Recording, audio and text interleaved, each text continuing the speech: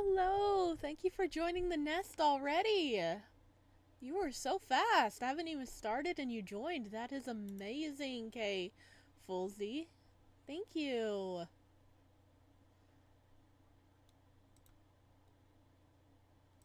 I'll get started in just a few minutes.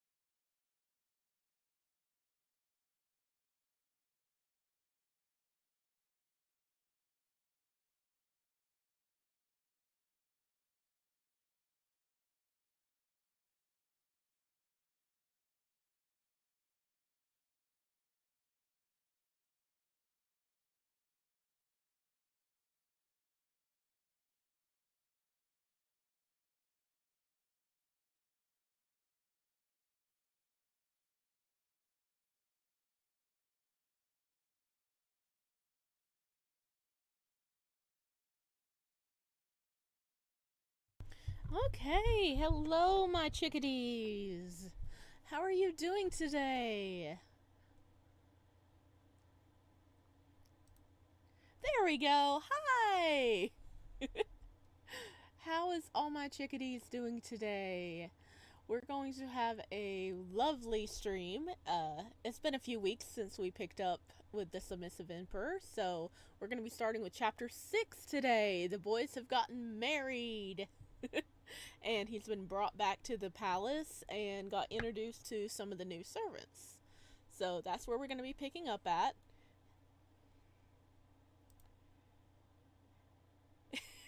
I fast like cheetah, meow. Yes, you were so fast. Welcome to the nest, Caveful Z. Now, yeah, so if you have any questions about the story, feel free to ask because I know it's been a hot minute and not everybody has seen the other two streams yet. So we're just gonna jump on in and pick back up with our boys. The Submissive Emperor, Chapter 6, Terms and Conditions. Now that all the servants had greeted their new masters, They each went up to their respective masters, assisting them with their morning ablutions, and got them dressed for the ancestor worship ceremony at the Emperor Ancestral Temple. They didn't have to wear the scarlet red wedding robes for this. Luo Jing wore wide sleeved robes of the same apricot orange shade as the crown prince's. The color complemented Luo Jing's complexion and made him seem less pale and wan. Silver vambraces inlaid with precious stones were clasped onto his wrist, and a white jade belt with silver edges was fast onto his waist. The improvement in Luo Jing's complexion was also due in great part to the medicine Zhao Qingjong had applied to his wounds the previous night. It had worked like a charm, and his condition had improved considerably. Luo Jing was sure the formula had been prepared with great care by the imperial physicians, and guessed that it probably contained some secret herbs as well. Yeah, medicine that was suddenly there for their wedding night. Yeah, I'm sure it was just for back wounds and not for something else. The newly appointed Crown Prince Consort Luo Jing felt someone's eyes on him as he fastened the guan on his head. He turned and saw the Crown Prince looking at him intently. Lao Jing raised his eyebrows and strode over, picking up the Crown Prince's belt from the tray of clothes in the servant's hand.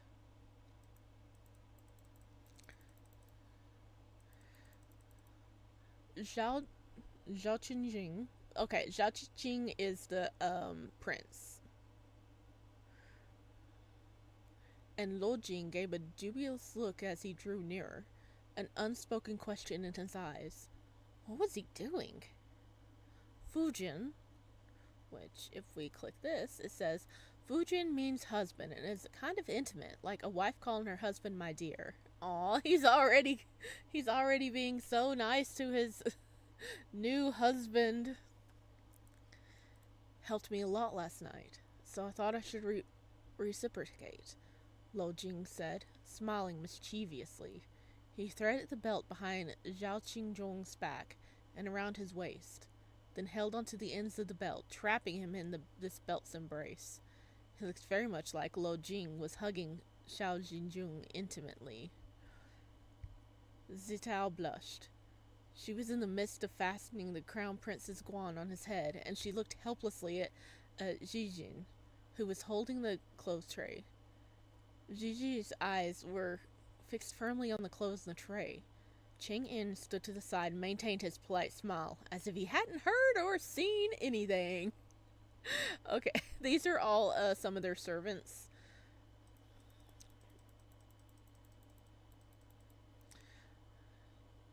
Yingqiu. I think this is one of Lao Jing's servants. I think he was one of the people, the almost ninjas he inherited from his grandparent, if I remember correctly. And look at Zhongjia. Yeah, these two are definitely Luo Jing's. They came with him from his home, because he was forced into this marriage. Okay, he was forced into this marriage, but he was able to take some of his servants with him.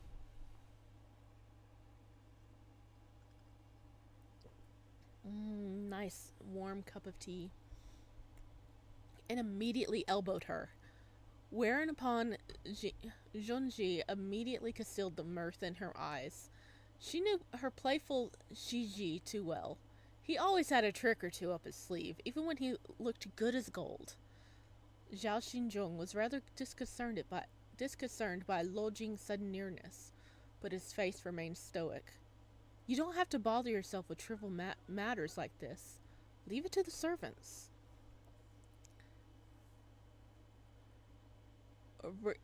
Rio Yan and Rio Shon were I know I butchered those names. I am sorry. We're tidying up the bed whilst this was going on. Ro Shong came out of the bedchamber with a tray in his hand and showed it to Chongqing. A black box carved with plum blossoms rested on the tray. The same box that contained the ointment applied on Luo Jing's wounds last night.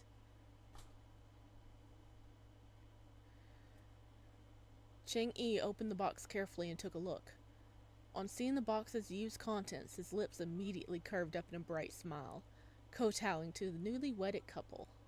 He then hurriedly called a young eunuch over. Quick, go and report to the Empress that there's been good news.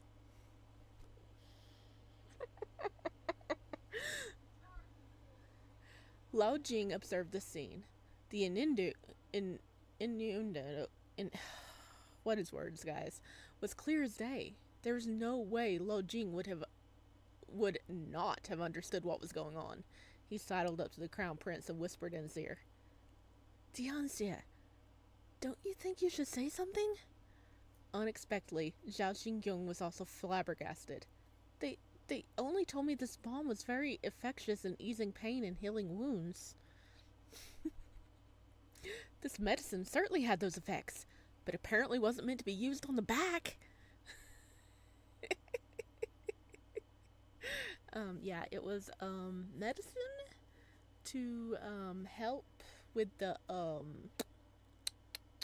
yeah, first time for male and male, yeah. Oh, our poor little prince, he's clueless. And they see that some of it was used, so they're like, oh, they consummated the marriage. He's like, no, it was just put on my back. The couple didn't know whether to laugh or cry. There was no way to check for blood on the bed sheets as evidence of consummation of the marriage, since they were both men.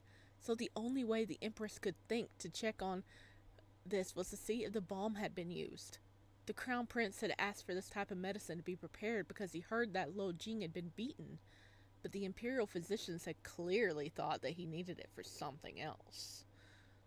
Entirely. They might have even thought that the crown prince was being completely superfluous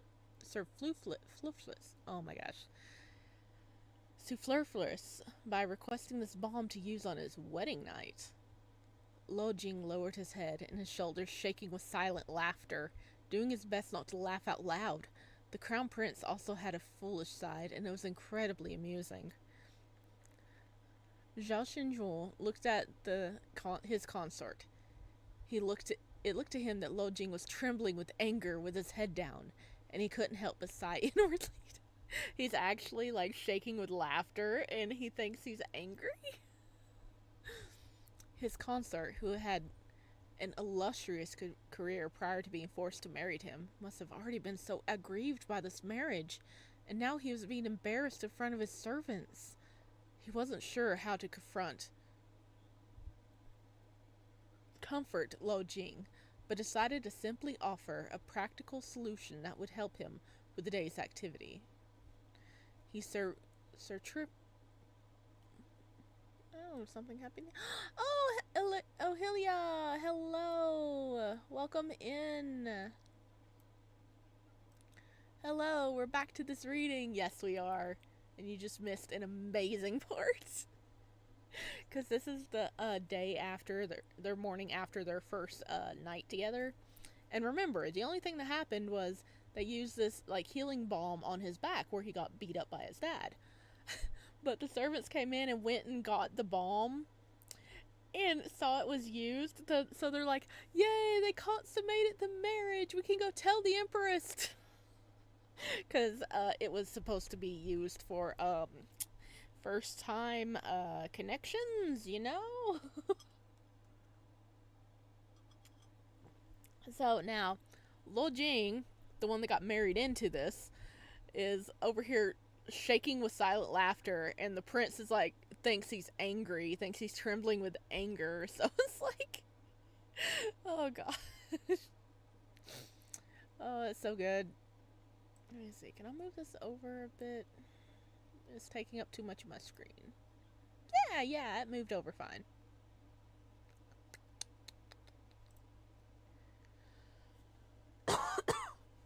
Excuse me. Okay. Hang on, I'm moving all the chats around here. There we go. So I can see everybody. Okay. He wasn't sure how to comfort Lo Jing, but decided to simply offer a practical solution that would help him with the day's activity. He, surreptitiously, okay, I said that wrong, pushed a wax sealed pillbox into his hand. Don't be angry. Take this as my apology to you. Lo Jing was still holding on to the ends of the Crown Prince's belt at this time, and the two were still standing very close together as a result. When Zhao Xinjung suddenly pushed the wax pillbox towards him, he looked up in surprise and their nose touched. Lo Jing's warm breath brushed Zhao Xinjung's face, and Zhao Xinjung felt his face redden. He tried to take a half step back, but because his waist was still caught by the belt in Lo Jing's hands, only his foot moved backwards. The rest of his body remained exactly where it was. He pulled his foot back and lowered his eyes. We have a full schedule today. You'll suffer a lot less if you take this medicine. Lo Jing realized this must be some kind of painkiller. He figured the Crown Prince likely had access to better medicines than he did, so he accepted it without a second thought and hid it in his sleeves. Coincidence, I'm actually writing my script on Rimpy right now, so I might get inspiration from this. Yes, get all the gay vibes.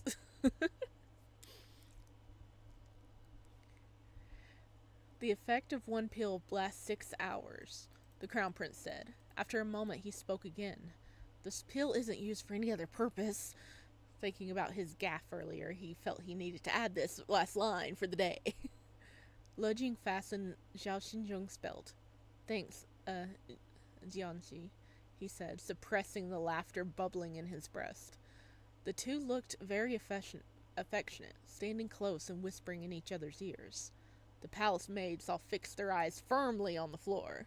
Only the young eunuch Li Xian watched in fascination, grinning wildly from his position at the side of the room. Anshun quickly noticed this and dragged him out on the pretext that he had to help with serving food. On the night of the Crown Prince's wedding, it was customary for the Emperor to spend the night in the Empress's palace as a sign of respect. The wedding couple were to pay their respect to the Emperor and the Empress before moving on to the Imperial Ancestral Temple.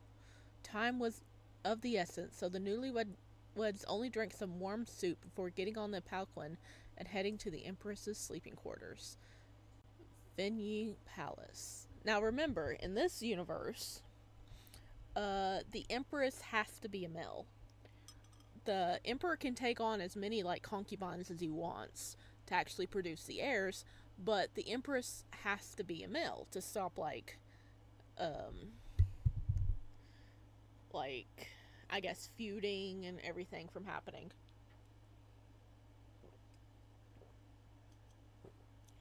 That's some good tea.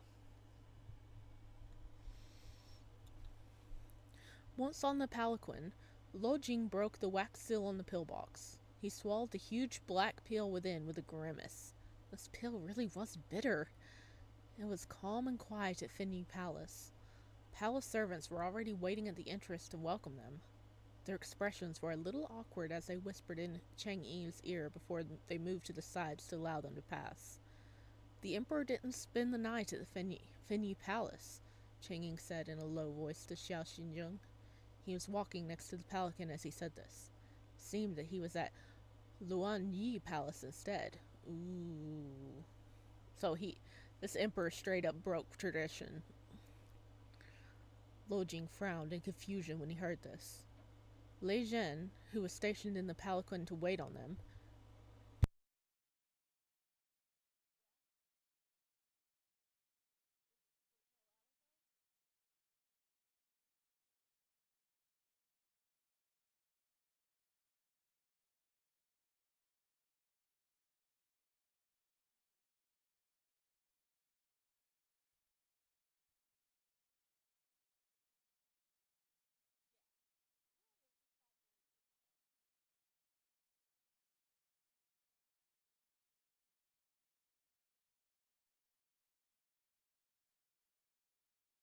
okay, sorry.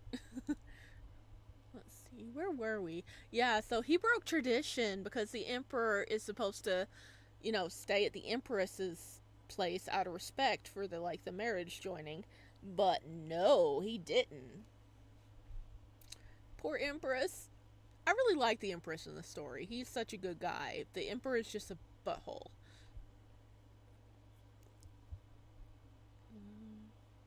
Lo Jing frowned in confusion when he heard this. Li Zhan, who was stationed at the palanquin to wait on them, hastened to explain. Liu Yi Palace is Qin Guofi's. Sorry, something moved. I got distracted. Qin Guofi's sleeping quarters. The name of her palace changed at the start of the year. It used to be called Quinlong Palace. I can't speak today. What else is new? Qin Guofi was the most favored consort in the Honggong. Her maiden name was Qin, which was why she's called Qin Guofi.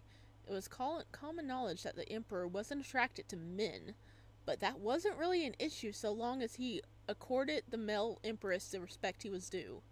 However, it seemed that the emperor not only failed to do this, but even openly showed his dissatisfaction with the empress. Xiao Qinjung didn't say anything in response. He instructed the palanquin bearers to set the palanquin down and walk over to the entrance with Lo Jing to wait for the empress to invite them in. Before long, the emperor's palanquin arrived. Welcome home, cheater! Breaking tradition since 1230 BC. Yes. Urchin means son. It is how the emperor's sons refer to themselves. Okay. Urchin greets your imperial majesty. May your majesty live for 10,000 years, the couple said as they knelt in greeting. After the crown prince knelt, the rest of the people present also kowtowed and greeted the emperor in loud voices. The Chond emperor alighted from the palanquin. Be at ease, he said languidly. He extended a hand and helped a woman down from the palanquin. I'm saying that so wrong. I know I am. It's like, it helped him down from the pelican. The pelican! Now I'm just imagining like a giant pelican that, they're riding atop. Okay, yeah. No, I didn't just wake up a little bit. What are you talking about? Oh, your novel's actually going to have 2 routes. One of them is straight, and I hope you'll play that route because I'm putting a lot of love into both. Okay. Oh, does that mean the other route is not straight?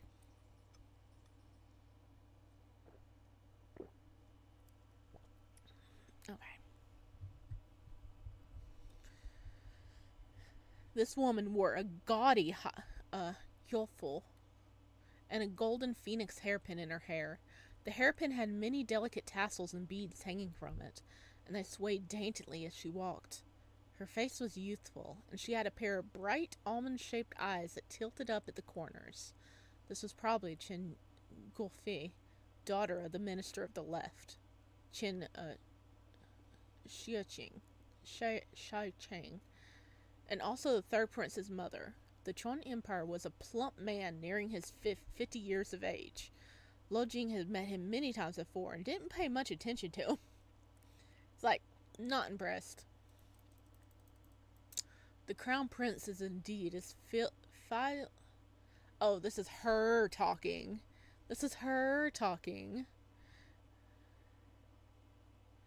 Ooh, yay! It's gonna have a gay route. Yay! Yowee! Okay, yeah, I'd like to see the MC redraw on the Discord. I'll definitely check that out. The crown prince is indeed as filial and industrious as I say. Even though the emperor made efforts to get here quickly, the crown prince still managed to arrive first, she said with a pointed little laugh. Her words grated on their ears. Lo Jing frowned internally. To begin with, the emperor and Chen Guofei were the ones who had not behaved properly. Chen Guofei didn't even greet the crown prince as she should have, and the emperor had disrespected the empress by failing to spend the night at Fenyi Palace. They were really in no place to carp about the crown prince arriving before they did. What was even more shocking was that the Chund Emperor seemed to support what Jing said. Jing noticed that the Emperor's eyes darkened resentfully in agreement. Oh, when Qi spoke. Oh, she has him wrapped around her finger. Oh no.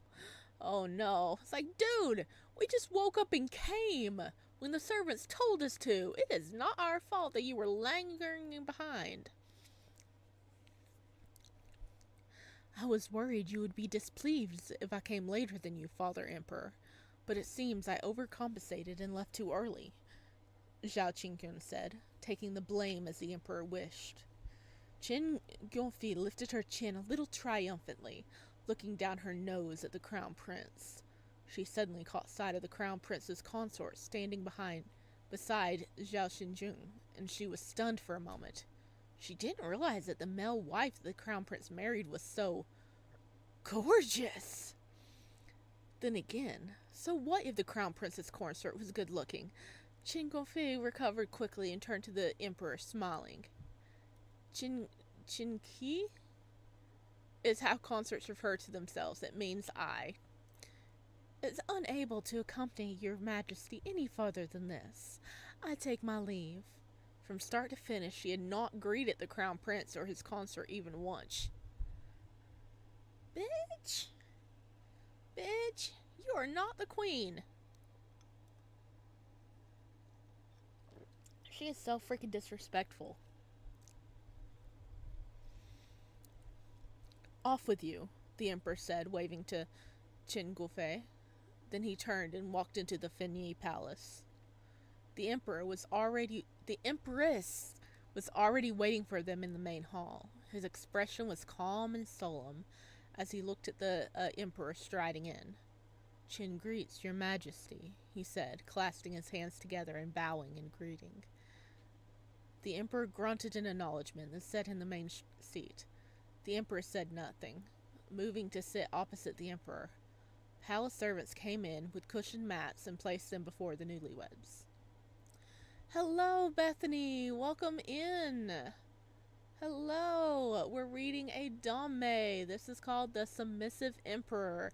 And the newlyweds, the Crown Prince and our main character have just completed their wedding night, and they are going to greet the Emperor and Empress.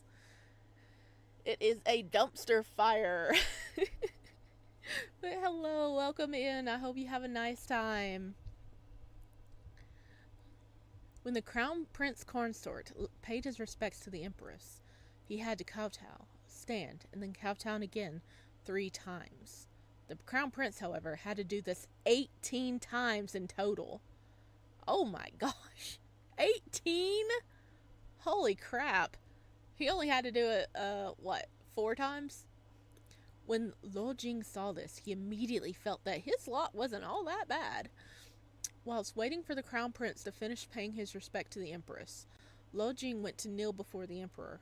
He didn't feel any pain at all as he sank smoothly to his knees.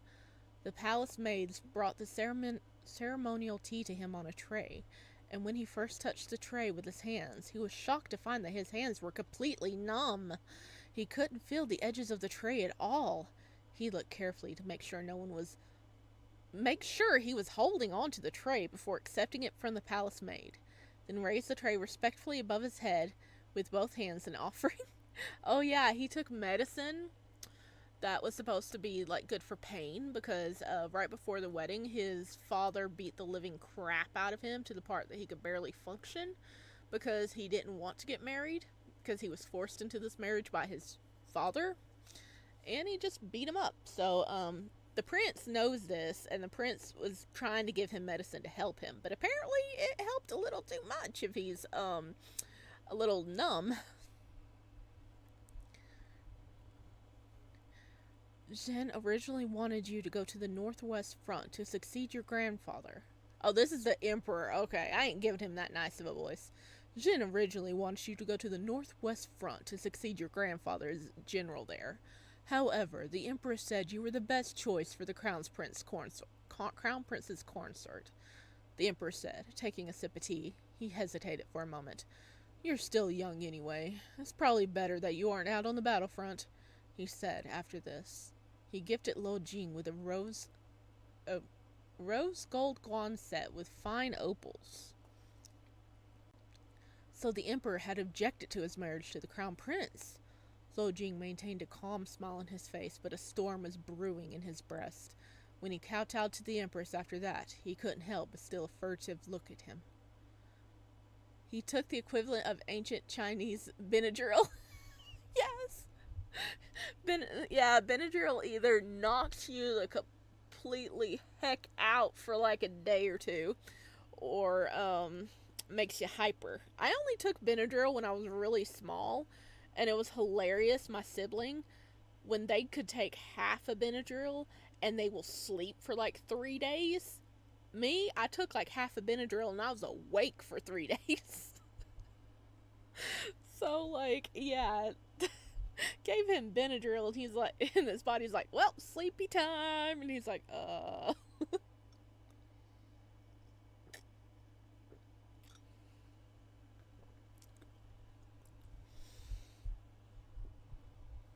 A storm was brewing in his breast. That's what I heard. Storm was brewing in his breast. Yeah, that's what it says. But a storm was brewing in his breast. Yep. As in, like, in his chest and stuff. But, yeah. Well, technically he does have little tiny, tiny boobas. You know, because everybody has nipples. So, I don't know. Okay, we're getting off subject here. Uh, uh, the empress's name was Ji Zhao.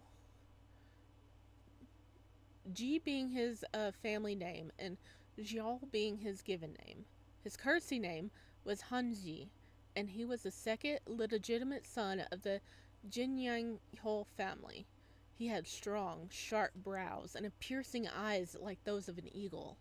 His expression was calm and reserved. He had faint crow's feet at the corner of his eyes, but this did not distract from his good looks, and in fact enhanced them, giving his face character. Wait, it actually says that? I thought I was just tired. Nope, it actually says that. It actually says that. You heard it correctly. Empress Ji looked at the exquisitely handsome Lo Jing, and his reserved expression gave way to a warm smile. The people of the capital all say that Angle's Gong Shiji is a matchless beauty, and have seen for myself that it is true. Father Empress is too kind, Lao Jing said, lowering his head respectfully. His hands were hidden in his sleeves, and he clenched his fist hard, testing if he could feel anything. There was some sensation, but not very much. They got on the palanquin again, after leaving Fengyi Palace. This time, the palanquin was one used for traveling out of the palace. It was a covered carriage pulled by 8 horses, and was much more spacious than the ones used for moving around within the palace. Apricot orange privacy curtains separated the interior of the carriage, where the master sat, from the part where the servants usually stood. There was an oral privacy as well. The deafening sound of the horses' galloping hooves made it impossible for the servants to hear what the people seated in the carriage interior was saying. Jiangxi, your situation might be worse than mine, Lao Jing said. He circulated his internal force as he said this, checking for poison. He found none, which meant that the numbness was likely due to the medicine the crown prince had given him earlier. He relaxed and gave Zhao Xinjun a faint smile. Zhao Xinjun lowered his eyes. Qin Guofi has been consistently favored by my father emperor for 20 years. I have to tread carefully around her, he said. An imperial prince treading carefully around a mere concubine? The crown prince was supposed to be a position of high honor, second only to the emperor. It spoke volumes of the difficulties the crown prince faced in the palace. The imperial court, he probably suffered even more from the lack of favor. You seem to be the one suffering a loss here, Lo Jing said with a sigh. His elbow rested on an armrest, and he supported his head with a single finger at his temples. The Crown Prince's hands, which were concealed in his wide sleeves, clenched involuntarily. Who was Lo Jing to judge him? What did Lo Jing know about his struggles in the imperial court? Suffering a loss? Was ruling a country to be described that way? As if it was a mere business dealing between merchants? He, Zhao Xinzhong, still had his pride, and he was not going to take this kind of attitude from a subject. Dude, chill. Oh, you just posted pics of the MC. Oh, yay! I'll check it out after the stream. Why can't we have good women in BL? Yeah. Yeah. It's illegal.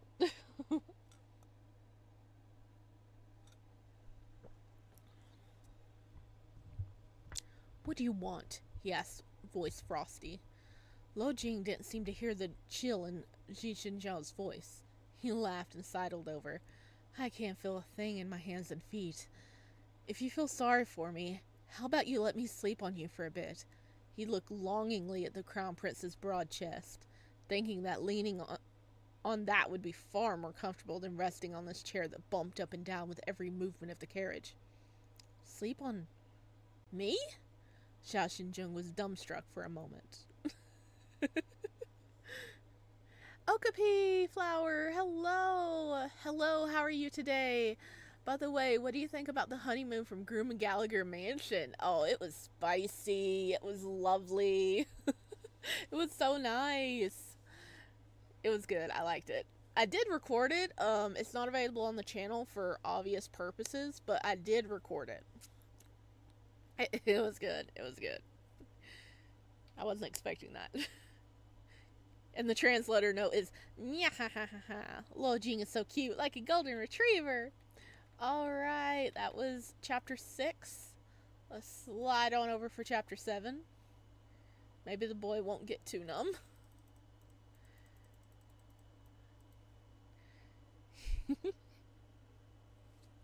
Because we definitely have time for another chapter. Maybe 2 chapters.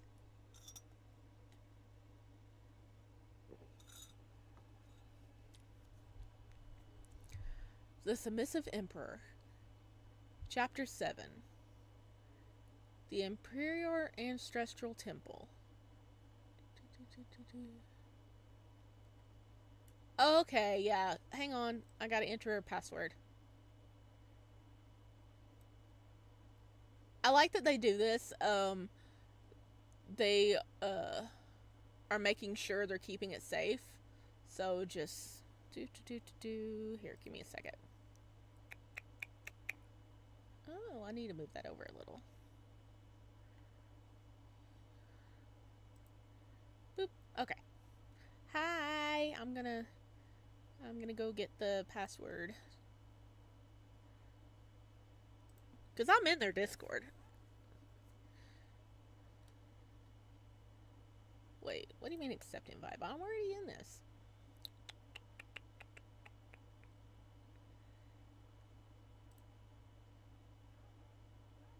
What are we gonna do next week? Just asking. I want to go back to visual novels. I need to make a poll and see what you guys want. I know I need to go back to Sally Face, but like, I don't. It's gonna be like. I'm so stuffed on it. Okay. Password lock.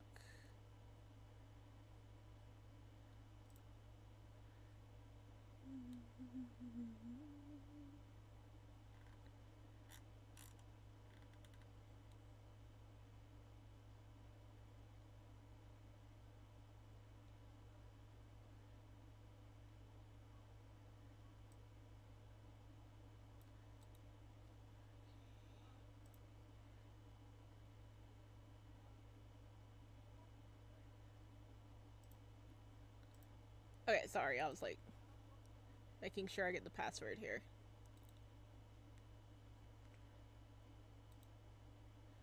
Hang on. Hey, come here. Paste.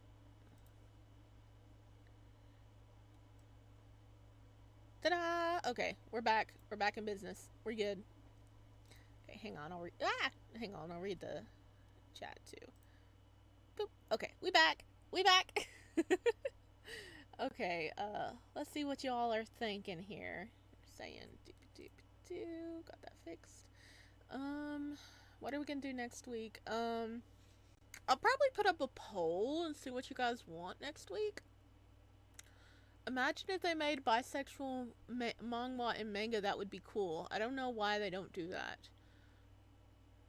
And Ohilia, she's actually making a visual novel with a guy and a girl love interest. So that is going to be interesting.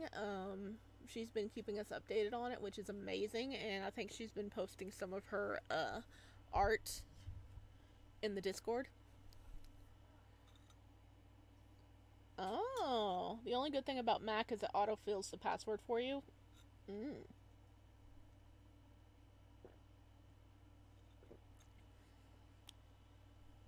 She said she actually thinks she knows a couple that are bisexual. I think I've known of one or two. But you know, I'm interested in the one category.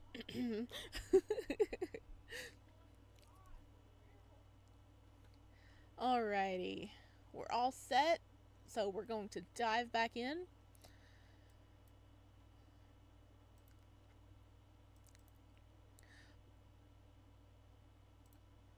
Before Xiao Shijun could say yay or nay, a warm, slender body snuggled into his arms.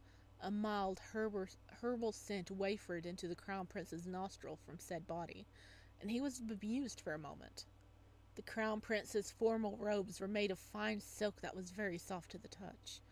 Lao Jing rested his head on the crown prince's shoulder and conveniently wrapped his arms around his narrow waist. You and I are married now, and our fates are bound together. I don't really mind if I suffer some losses with you, as long as you compensate me like this. Oh, he's like, I want snuggles. Lurking. Hey, Peridot! Welcome! Yeah, feel free to lurk as much as you can. Thanks for tuning in. Compensation? This was what Loji considered to be compensation? Yeah, he wanted cuddles. That is good compensation. Zhao Xinjing looked down at the exquisite beauty in his arms. He was perfectly happy to provide the sort of compensation, because they didn't do the do, okay? They didn't do the deed last night. Everybody thinks they did the deed, but they didn't do the deed. Sure, Xiao Xinjing replied softly, his stiff shoulders relaxing slowly, his arms moving to enfold the person on top of him. Lo Jing smiled, buried his face in the nape of Zhao Xinjung's neck, then closed his eyes contently. He was the only person in the world who could enjoy a crown prince couch, and he was going to enjoy every last moment of it. The only sound that could be heard in the palanquin were the clopping of the horse's hooves and the rattling of the carriage wheels. Zhao Xinjung sat back slowly, then gently adjusted Lo Jing into a more comfortable position, taking care to avoid jarring the wounds on his back. This person was now married to him, and was no longer a mere subject. He, as the husband, had to respect and love him. He had let his irritation show earlier, and he regretted it. The truth of the matter was that he and this marriage really were dragging Lo Jing down, and he should not have gotten angry even if Lo Jing had been resentful towards him. Zhao Xinjing swore in his heart that he would definitely be good to his consort in the future. After an hour... What are you doing it? I hate all these ads. After an hour, the palanquin stopped. Dianxi, we've arrived at the Imperial Ancestral Temple, Anjun announced quietly from behind the privacy curtains.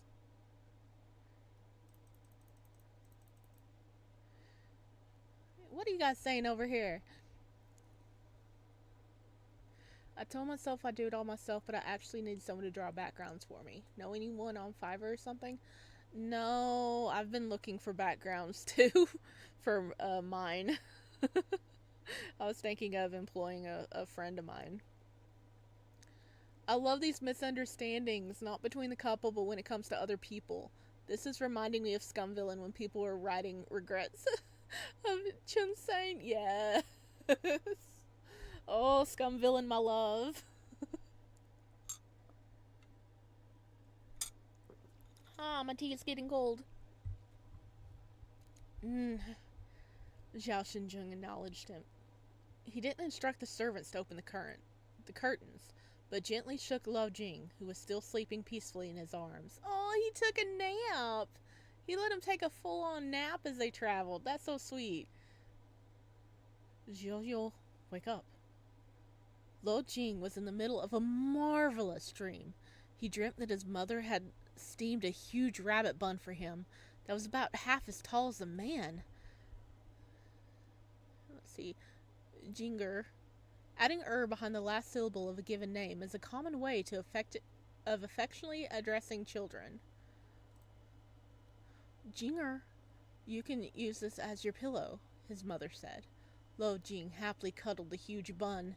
It was so comfortable. The only thing that was not so pleasant was that his bed kept swaying, which interrupted his sleep. He hugged the huge bun even tighter so as to steady himself. You have to get up, the crown prince said helplessly. Lo Jing was hugging him tighter and tighter, and he had no choice but to stretch out a hand to pinch his cheeks. Unexpectedly, Lo Jing nuzzled his neck in response, his hair brushing against him as he did so. It felt soft and ticklish all at the same time. Lao Jing nuzzled the big steam bun, sounding slightly distressed. He opened his eyes and found that his steamed bun had turned into Zhao Xinjung. The two stared at each other in a daze. Tianxi? The Yulin troops have assembled, Enshun said, trying to hurry them along. The only novel I actually read and finished. Where's my season 2? It is in, BL Gel in China. I mean, I'm hoping we eventually get it. If you liked it, I think you should definitely check out The Disabled Tyrant's Beloved Pet Fish. It gives me Scum Villain vibes, and I, devoured that novel, okay? It's really good. Yeah, the guy, the eunuch's like, are you guys done cuddling? We need to hurry. Zhao Xinjung and Love Jing immediately separated and set it next to each other in a proper manner.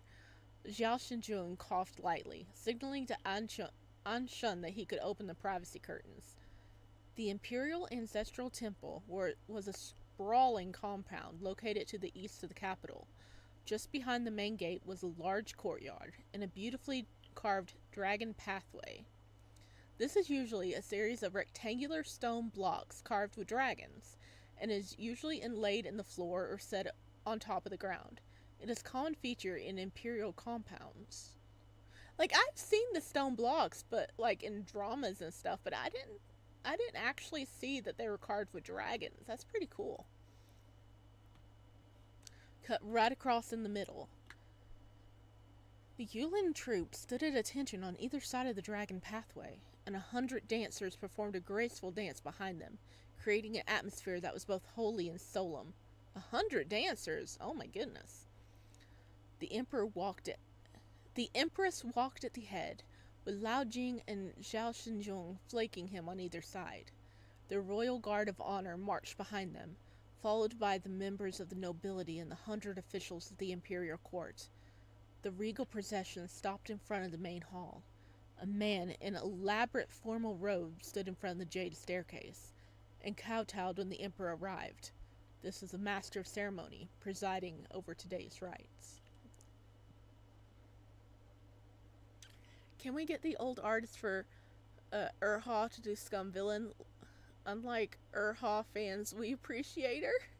I know, that was so sad. Okay, a little bit of Danmei nudes for you guys.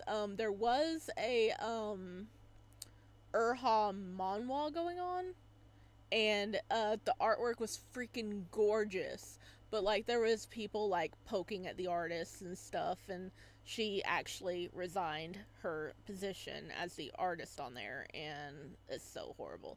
Yeah, scum villain people, you give us freaking stick figures and we'll be happy. Scum villain is like so the scum villain fandom are so like content deprived. We get a crumb and we are feasting for like a few months, okay? um yeah, scum villain people are like another level. Is amazing. Did you see what the scum villain people got up to lately?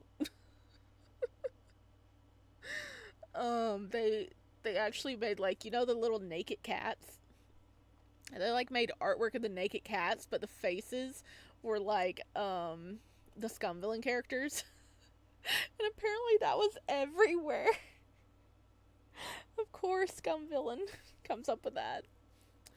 Her art is gorgeous, and I actually used it as a reference. So beautiful. I want her to do scum villain. Yeah, it would be amazing. She would get so much more respect in scum villain. Yeah, we were making naked mole rat art. It was a naked mole rat. Okay. Yeah, it was like. Oh, okay. Sorry, I got distracted. I got distracted again. Okay. It was eunuch Xin Lan. Lo Jing was shocked to the core. The civil officials of the nobility behind them clicked their tongues softly in disapproval. Worshipping the imperial ancestors was an incredibly important ceremony where the imperial family was concerned. Since the dawn of time, the official selected to preside over the rite had always been an honorable and well-respected civil official, and in ancient times there had even been a dedicated post for the position. No one had ever heard of allowing a eunuch to lead the imperial ancestral worship rites. That was downright inappropriate. Lo Jing couldn't help but glance at Xiao Xinzhong. The crown prince felt his gaze and turned slightly, giving a look that told him not to be alarmed. Then he lowered his gaze, as if he hadn't seen anything at all. The emperor was completely unconcerned. He had obviously known about this arrangement beforehand. He gestured to Shanlian to rise. Your Majesty! Before Shanlian could say a word, the imperial censor Ging, okay, that's a fun name. Ging? Zhao strode up and knelt before the emperor. Your Majesty, the imperial ancestral temple is a holy place of worship for the imperial family. It is improper for a eunuch to be the master of ceremony. The moment these words left the imperial censor's mouth, the drumbeat ceased, and a silence fell over the crowd. Shalian's expression remained unchanged. The other imperial officials didn't say a word, and the nobles pretended not to have heard anything. The eunuchs of the Ministry of Internal Affairs are also considered officials in my government. Why can't a eunuch be the master of ceremony? The emperor asked, frowning sternly. He hadn't thought much of Shalian's request a few days earlier to preside over the rites today. This wasn't a serious matter. Why was the imperial censor talking as if he'd done something incredibly stupid? This emperor, my god.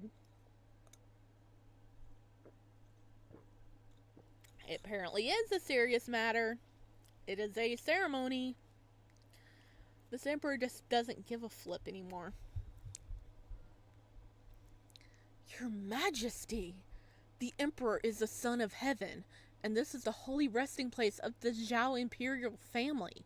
How can castrated men be allowed to bawl and shout here?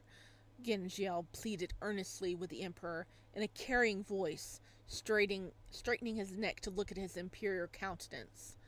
When Shalian heard the words castrated men, his expression darkened swiftly. The emperor also felt that he was being put in a difficult position. What did Gen Zhao expect him to... What? Did Gen Zhao expect him to order Shilian to strip off his ceremonial robes then and there? Your Majesty, the auspicious hour is fast approaching. Today's ceremony is to inform the imperial ancestors of the crown prince's marriage, and we should not miss the appropriate time, the minister of the rite, Shi Chang, said in a deep voice as he stepped forward. The minister of the left glanced at him, then looked down silently. Yeah, ministers of the left and right normally don't get along. The minister of the right's words carried a lot of weight. The Chung emperor nodded his head and made to ascend the jade stairs. Your Majesty! Jin Xiao refused to budge. If your Majesty refuses to switch the Master of Ceremony, I will continue to kneel here until you change your mind. Lord Jing, you would have objected to my appointment as the Master of Ceremony earlier. Why wait until now? Are you just trying to make things difficult for His Majesty? Jin Lian asked with a cold smile. On hearing this, the Emperor was even more convinced that his decision was correct. If you want to kneel, then kneel, he said, sniffing disdainfully. He walked forward, avoiding Zhao Jing and stepping onto the jade staircase. The crowd behind him followed suit. It was as if the Imperial censer was a boulder, and the people ascending the jade stairs were water flowing around them. Shi Lian smiled as he followed the Emperor up the steps and moved to stand at the Master of Ceremony's position, chanting the formalic phrases of the rites in his high, thin voice. Who won and who lost? The results was as clear as day. Lo Jing glanced at the Imperial censor as he walked up the jade stairs behind the Empress. The latter looked like he'd been struck by lightning. He'd been right on all counts, but no one had dared say a word in his defense. The Imperial Ancestral Temple was the resting place of all the emperors of the Yu dynasty, including the first founding emperor. Every time a ceremony was held to pay respects to them, all their tablets was brought out and placed in the front hall so they could be worshipped together. After the complex ceremony was over, the Emperor and Empress had to bring the newly married Crown Prince and Consort to kowtow before the portraits of the previous emperors and empress on the inner wall. Since the Xinzong Emperor's time, the empresses were all men. As Lo Jing knelt before their portraits, one by one he thought to himself that they more or less looked alike, dignified with wise, wrinkled faces. He stole a glance at Zhao Xinzong, who was next to him. The Zhao family were all obviously good-looking. How did these portrait artists manage to make the imperial monarchs look so old and unappealing? Take the last emperor, the Rizong Emperor, for example. Lo Jing had met the man as a child, and he was still an imposing, handsome man even in his 60s. He looked nothing like the gaunt old man in the paintings. Lo Jing and Zhao Xinjing had to kowtow 3 times before every portrait. Oh God, how many portraits are there? Oh no. If Lo Jing hadn't taken the numbing medicine earlier, he probably would have fainted. After kowtowing before the Emperor, Lo Jing stood up and immediately felt rather faint. The Zhao family continued to rule for many more generations. They probably have to carry the imperial family out on a stretcher after every ancestral worship ceremony. Oh, if it continues much longer, is what he's saying. Jin Zhou was still kneeling in place when they were done, the blazing noonday sun beating down upon them, throwing sharp, angular shadows across his face, which still bore a righteous expression. Your Majesty, the ceremony is done. Oh, this is the Empress. Never mind, I'm giving him a good voice. Your Majesty, the ceremony is done. Perhaps you should invite the Imperial Censor to rise, the Empress said in a low voice. The founding emperor had placed a high value on free speech, and had deeded that officials who spoke their minds should not be punished, even if they held dissenting views. Gen Xiao's continued kneeling was, in truth, an embarrassment to the emperor. He nodded immediately upon hearing the empress's suggestion, and gestured to his personal eunuch, Hua Zhong, to help the imperial censor up.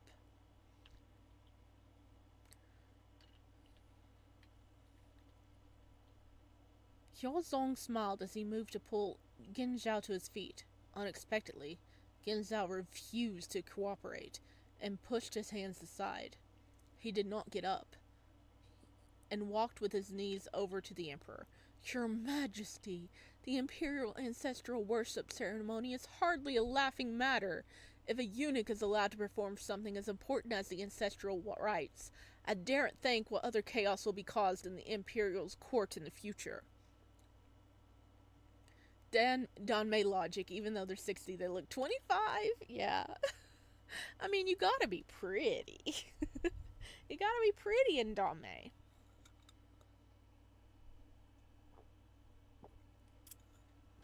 Oh, my tea is gone. No.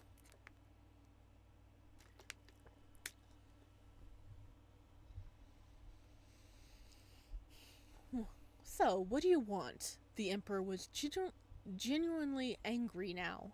The ceremony was over. Water under the bridge. Why couldn't this fellow just give up?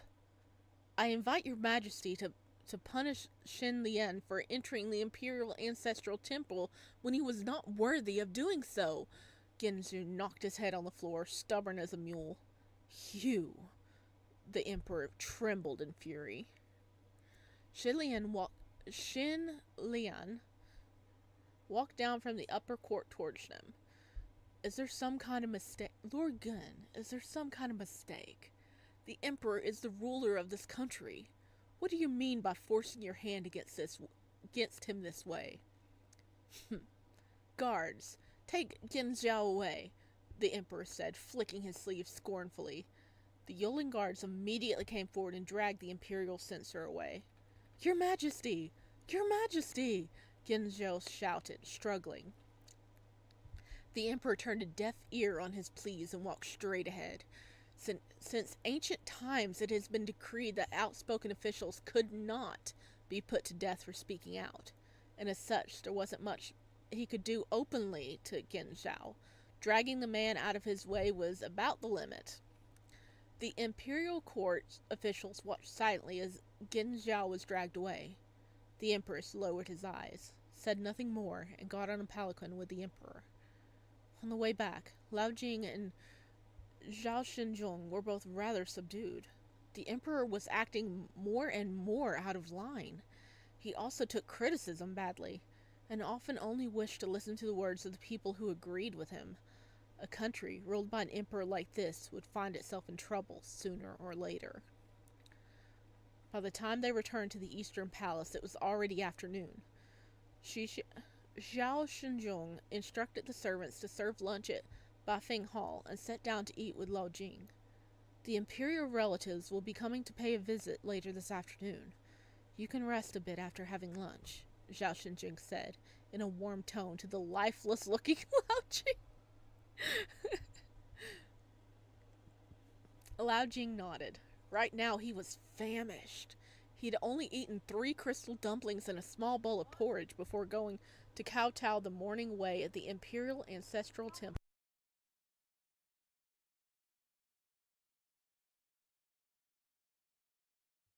He was so hungry that he didn't even have the energy to speak.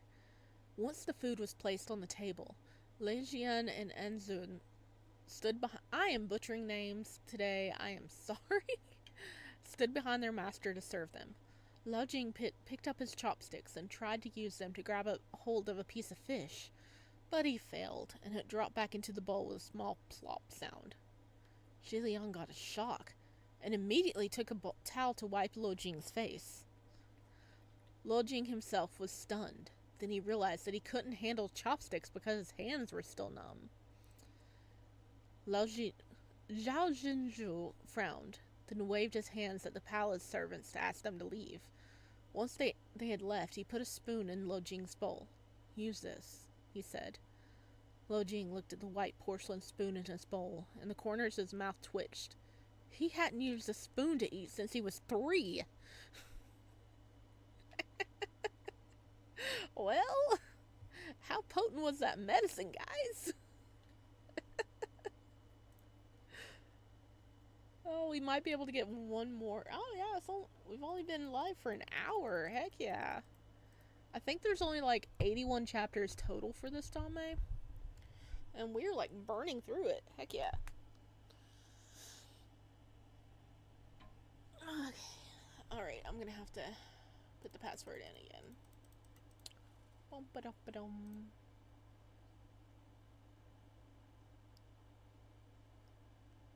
So, how's everybody doing?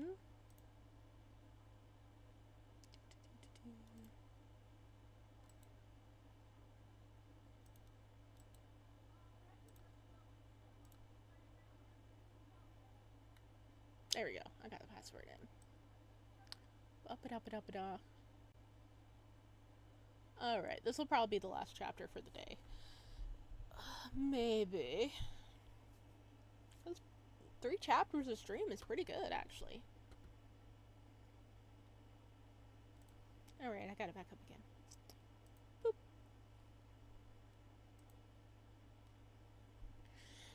Alright. Like, how long is this medicine gonna last? Only 81 chapters. Yeah, that's actually not that long. It's not that long. Think about how long other ones are. Like, Urha's over 300 chapters. At least there isn't drama between the main characters. True.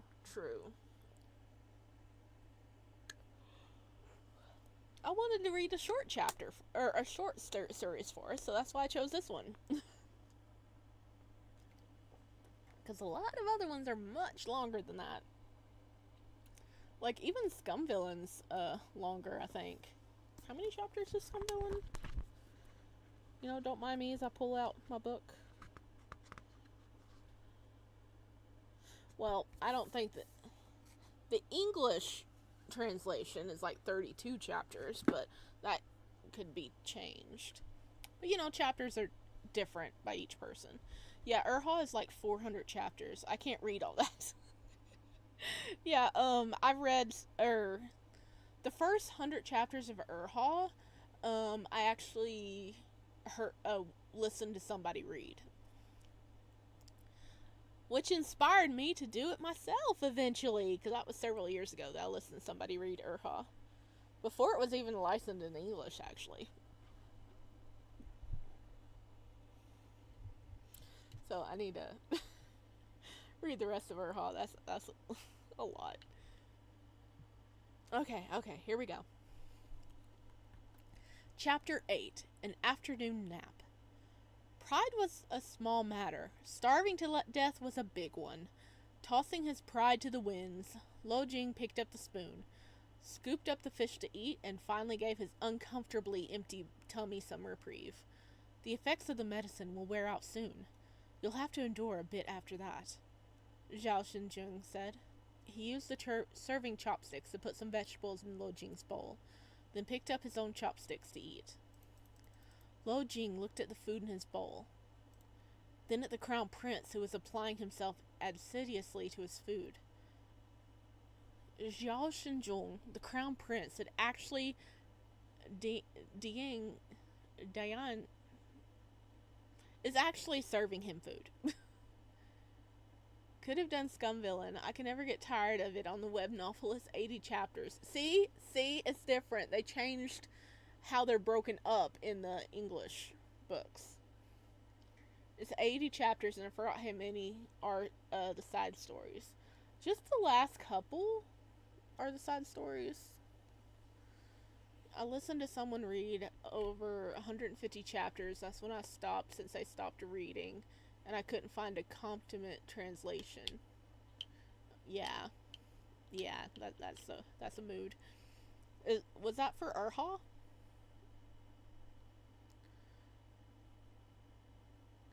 You don't like this?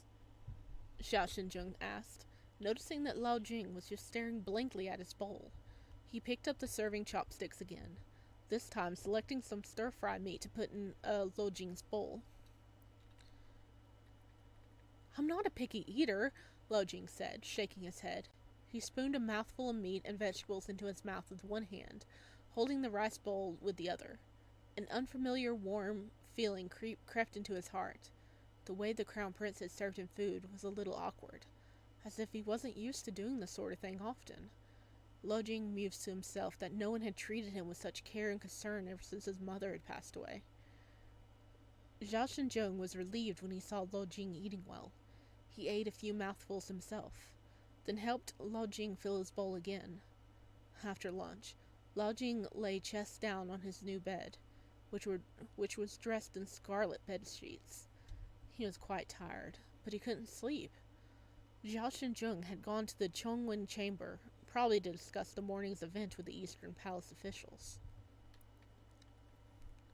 Yeah, it was for Urha, and in Scumvillain it took about 15 to 20 minutes to read each chapter.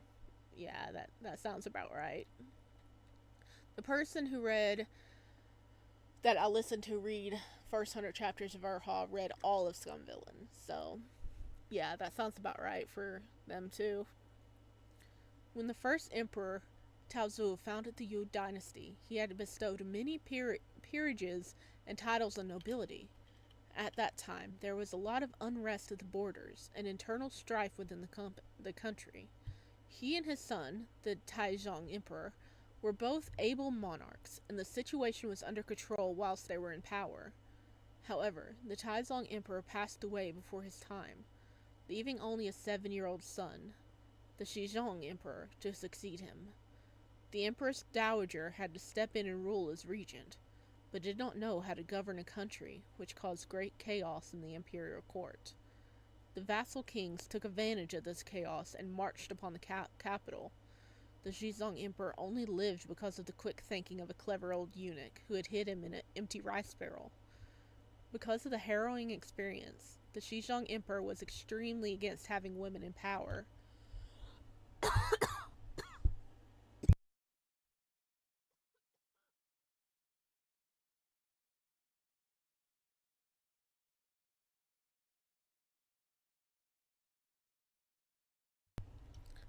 In the imperial court. At the same time, he was very grateful to the loyal eunuch who saved him, and decreed that the Ministry of Internal Affairs, which was staffed by eunuchs, could thenceforth be considered the minister of the imperial court. The eunuch's clout and influence expanded greatly since then, partly with the help of the officials close to the emperor, and became the powerful ministry it was today. Shazi, why aren't you sleeping? Zhenjia had come in quietly to refill the incense, and noticed that Luo Jing was still lying awake in bed. Are your wounds hurting again? She asked. Whew. Yeah, this is going to be the last chapter, because my mouth is starting to get dry. My throat's just like, no. Because this is a lot of reading. I feel like this is like more reading than when we do, visual novels.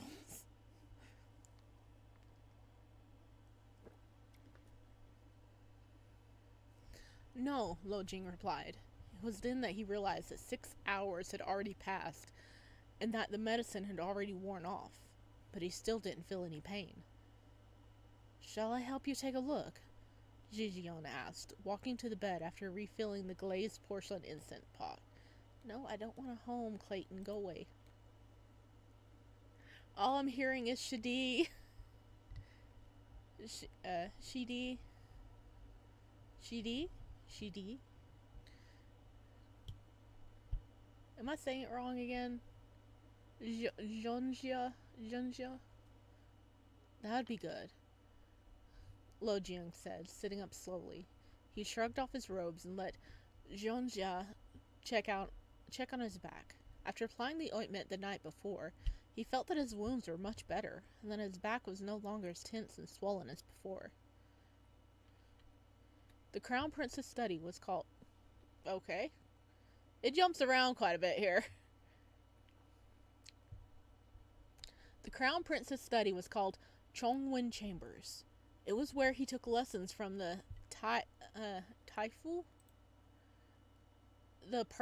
It's the person in charge of the Crown Prince's education. Okay.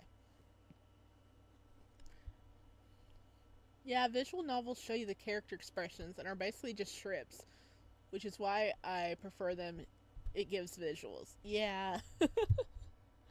Yeah, I understand. But I love Danmei, so I wanted to at least try reading one for everybody. And I've read this one before, so. By the way, slow damage is safe for the first 8 hours. Okay, okay, confirmed. Okay, hmm. I might pull it out for the stream next week. Because you have a lot to pull, I hope you know. As a member of the channel, you get to vote. And I think I might try slow damage next Wednesday for everybody. Yeah, we can do slow damage next week.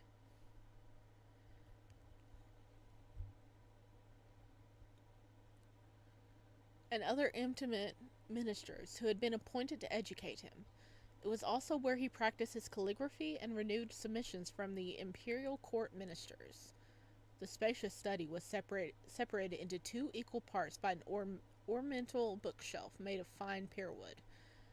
A set of blue leather bound books was displayed on the shelves, and the crown prince's desk was situated behind it, on which the scholar's four treasures, a brush, a stick of solid ink, an ink slab and paper, were placed. Jiangji, Shenlian's arrogance is getting out of hand. If he is allowed to continue this way, there will be chaos in the imperial court. No, Shenlian is well favored by the emperor now. Acting against him is sheer folly. Getting the royal treatment, yes. Yes, you are. You are a Patreon and a member of the channel, so your votes really matter. Everybody else, consider becoming a Patreon or joining the channel. We've got a really cheap channel one. I think it's like you can get one for $2, and you get some awesome emojis to use in live, and you get this lovely star next to your name, a little badge, and also you get early access to my videos before they go live for the public. So there's a lot of good perks to becoming a channel member, and there will be more in the future. as there is more of you, I will make more perks. So okay, looks like they're all arguing about Shenlian right now. So he's favored by the emperor. That's why he was able to do this job that he wasn't supposed to do. Xiao Xinjun sat silently behind his desk, listening to his counselors argue. He didn't contribute to the discussion. Yes, please, I'm tired of being alone in here. I'm trying to pull people in. But yes, please, consider joining the nest. O'Hillian needs a chickadee sibling.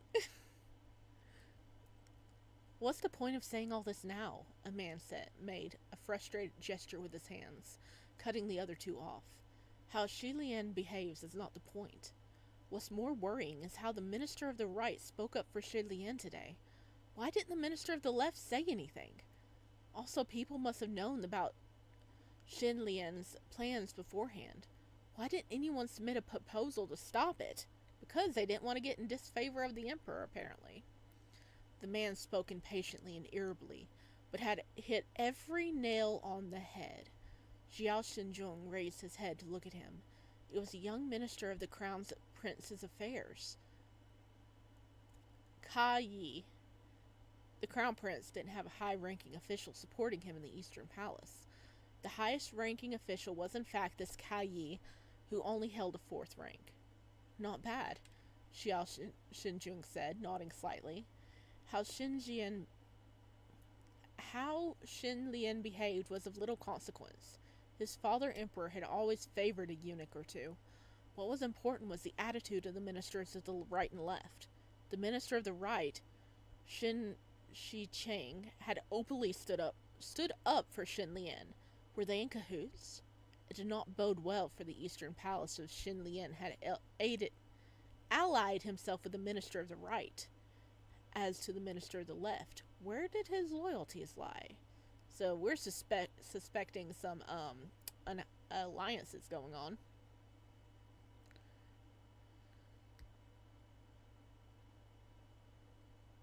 You caught me at the good time when you started Patreon. I was just starting to earn for the first time and could finally support someone after years of being broke. Aww. I am so honored you are my Patreon. It means so much for your support and your confidence in my abilities. The Patreon video, we do a exclusive Patreon playthroughs that is more spicy than what I'm allowed to show on YouTube. So that is another point. Hang on.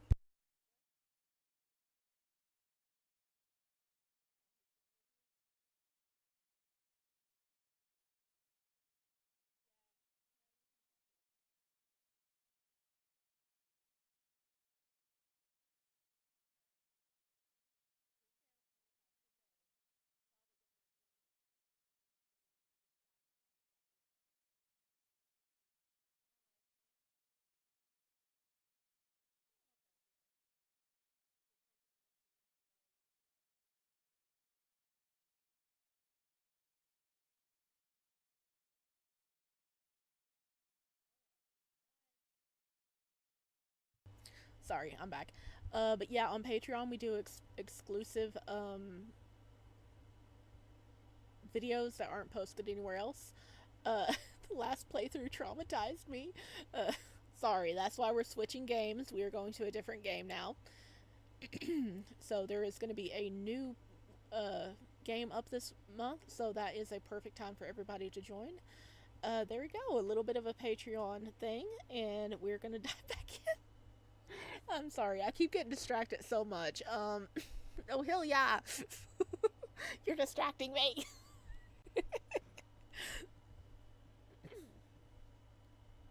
Oh, gonna get a drink. Sorry, my roommate was telling me some stuff before they left for the day.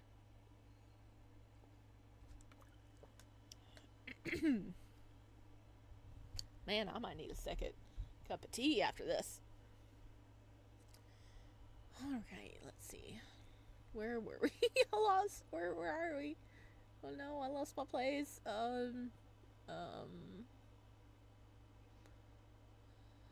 Okay, there we go. We're way down here. Zhao Xinzhong was still deep in thought when he left Chongwen Chambers. As he walked solemnly into Bafing Hall, he suddenly heard a girlish voice cry out, "Ah, it's not as red anymore. Shouldn't his consort be sleeping at this hour? Why was there a girl's voice coming from his sleeping quarters?" Oh, hell yeah. We can chat more at the end of the stream, okay?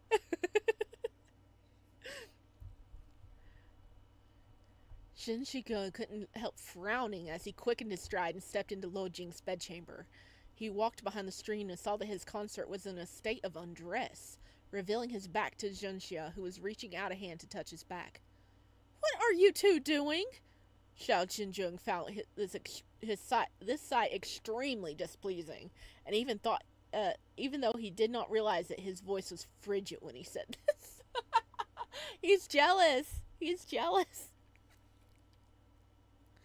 Zhenxia jumped and pulled her hand back in fright. She had not touched Lo Jing's body yet. When she saw that it was Zhao Xinzhong who came in, she immediately fell to her knees. "This lowly servant greets the crown prince," she said, kowtowing. "Dianxia, you're back," Lo Jing said, turning to look at the expressionless Zhao Xinzhong.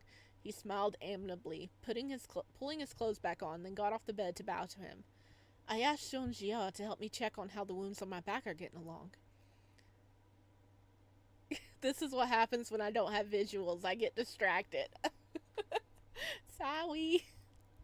We're almost done. He is so jealous. He heard a girl in his beloved's chamber, and he walked in to him being half dressed. He is so freaking jealous right now.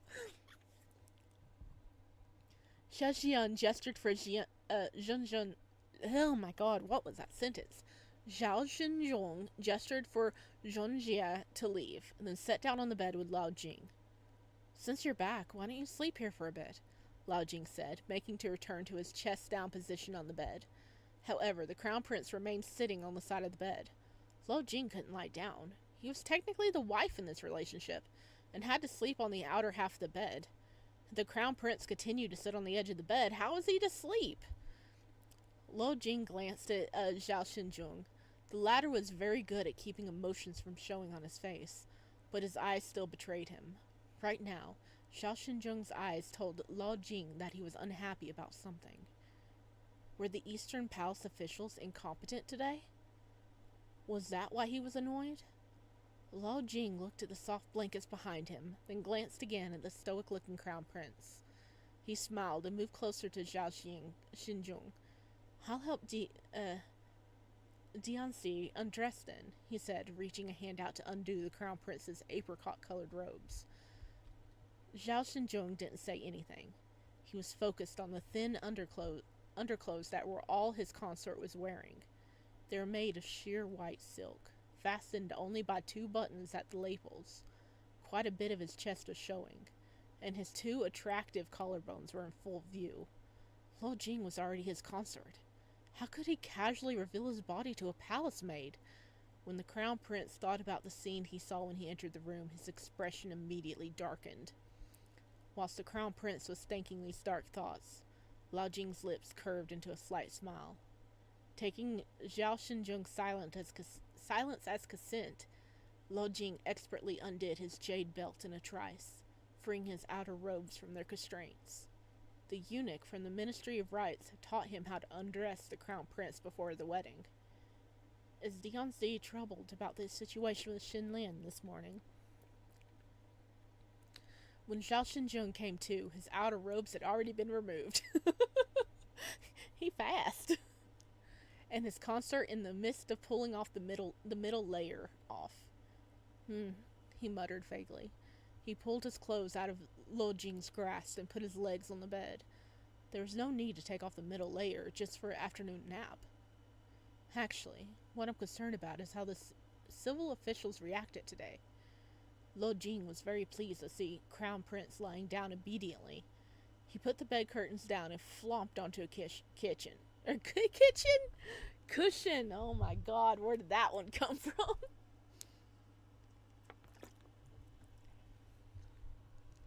They're just testing the waters, he said, yawning. What did you say?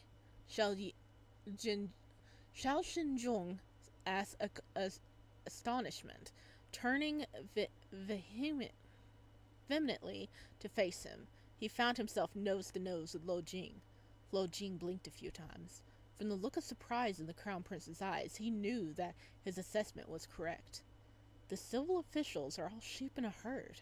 They don't want to stand out. They don't want to cause trouble. So the best course of action for them is to push someone out to test the waters.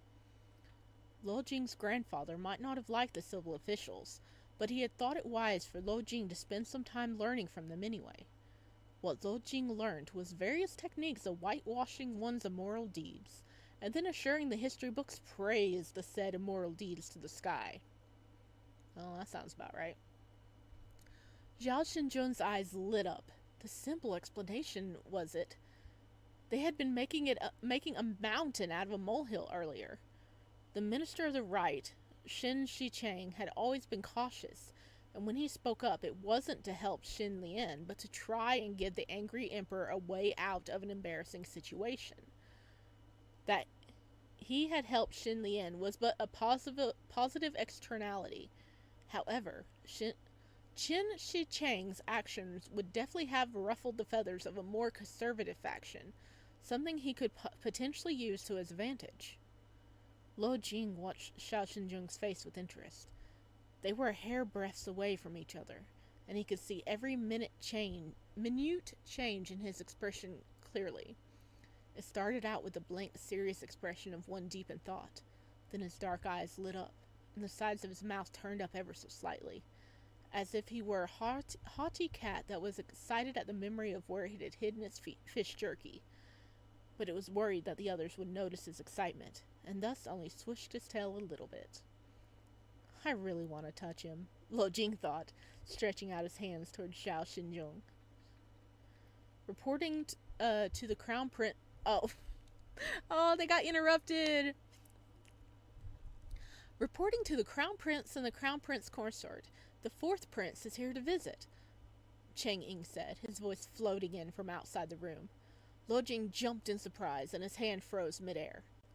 Ask him to wait for a bit, Xiao Shinjung replied, sitting up. Lo Jing let his arm drop, then hugged his pillow unhappily. I hadn't got any sleep yet. Xiao Shinjung gave him a sideways glance. There was so much time earlier. What were you doing then? His tone turned frosty in the middle of a sentence. He hadn't got to the bottom of the issue with his consort stripping in front of the palace maid yet. Lo Jing buried his face in the blankets, unwilling to rise. Meanwhile, a few palace maids entered the room to help the two of them dress. They were there for like 2 minutes. 2 minutes! It's like fourth prince. Come back later.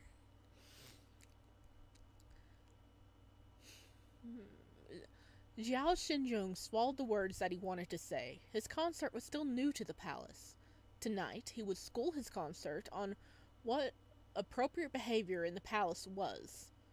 Ordinarily, the visits from the imperial relatives didn't start this early, but since the fourth prince was already here, the crown prince, as the elder brother, could not possibly let his younger brother wait as he napped with his consort. I mean, you could. You could. Be like, boy, you early, come back later. Everyone was standing up in the reception room in Beifei Hall, save one person. This person was the fourth prince, Xiao Xin Jing. He wore the deep yellow robes of an imperial prince, and was sitting casually with the ankle of one leg on the knee of the other as he drank his tea. Xiao Sheng was a tanned, solidly built man. He often rode horses and practiced martial arts under the sun. He didn't look like a coddled imperial prince at all, more like a flag-bearing young general. In fact, when he saw the crown prince and the consort come in from the bedchamber, he immediately stood up and bowed to them. Why are you here so early? Xiao Shinjing asked. He sat down at the hostess seat.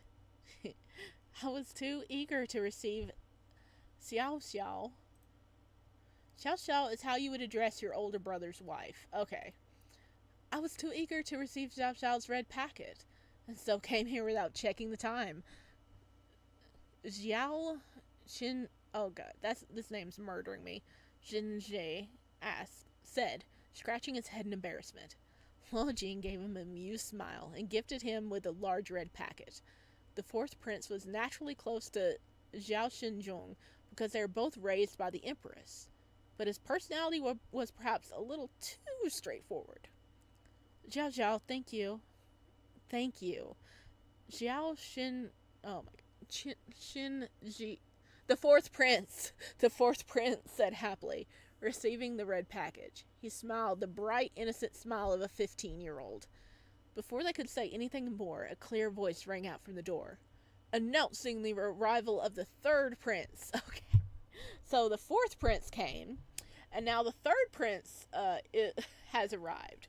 So we'll be picking up with chapter 9 next time we read. And let's see, without spoiling anything, let's just look at the title. Chapter 9 is called Avoiding Suspicion. Alrighty then. Alrighty then. Avoiding Suspicion. There we go. Alright. That was just a short stream for today. Our Danmei readings normally are kind of short because it wrecks my voice after a while. There we go. There we go. Let me stretch this out. So hello for the people that are still here. Thank you for joining me for this because I love Danmei and that's why we are reading some every now and then. Yeah, next week for stream we will go back to a visual novel.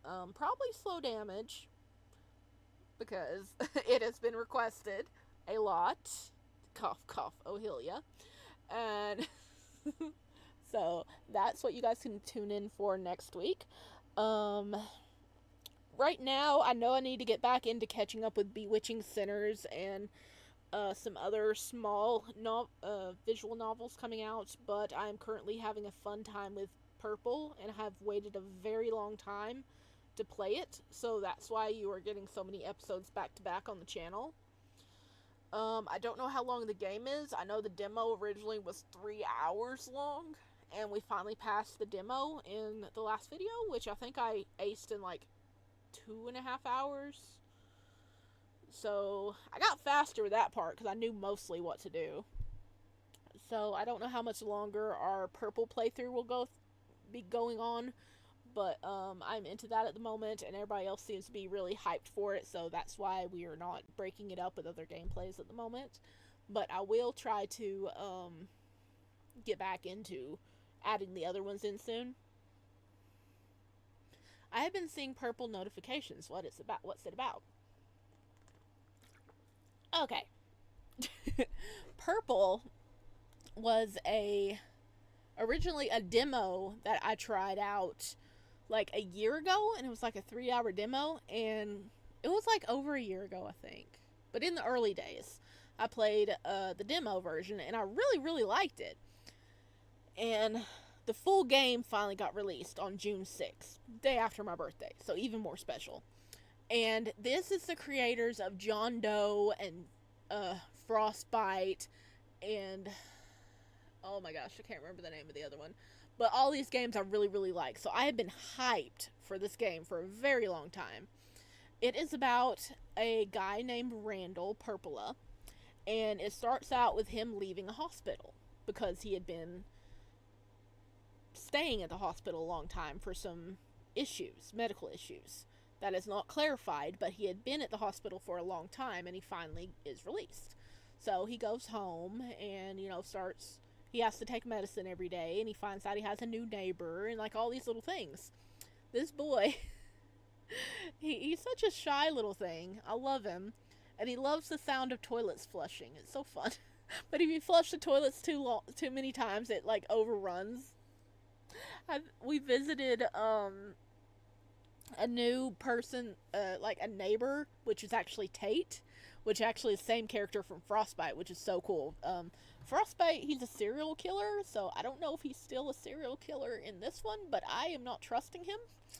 But we visited him, and I was like, hey, let's flush this toilet. We flushed it one too many times, and it, it flooded. So, we broke his toilet, so instead of being able to hang out with him like we were able to in the demo, we couldn't because he had to get his toilet fixed. So I butchered that so bad. Oh my god. Is it a mental issue or physical issue? It's mental. Like, they don't clarify exactly what it is, but the more we're playing it, the more it's revealed what kind of issues he is having. I don't want to spoil too much, but he is definitely losing time, and some of his friends are like, or one of his friends is like, oh yeah, sometimes he asks me to call him by his middle name, and we've never had that while we've known her. So it's clearly becoming he has multiple personalities at least, and he doesn't understand it yet. So it is getting more clear, and it's lovely. I love it so much. And also, John Doe, I got the new plushie in the mail. Only like 930 plushies were made, and I have one of them, so I want to post some pictures up of it soon. I feel very honored to have a John Doe plushie, an official one. My MC is also on medication. Coincidence? Oh, cool. If you want, I can tell you what I'm thinking for yeah, chat away on Discord. Okay. But yes, I need to record for the episode due out tomorrow. So I'll probably wait a few hours to rest my voice, and then I'll record the episode for tomorrow on YouTube. I will eventually get back ahead of recording, but not today. Okay. Thank you for joining, as always. For anybody else who is watching this, feel free to join our Discord. It is an 18+ Discord because we talk about a lot of boys love stuff. And if you want to join, the link will be in my YouTube bio links or wherever they put them now. And yeah, I'd love to see you there. And make sure you come and join us next week.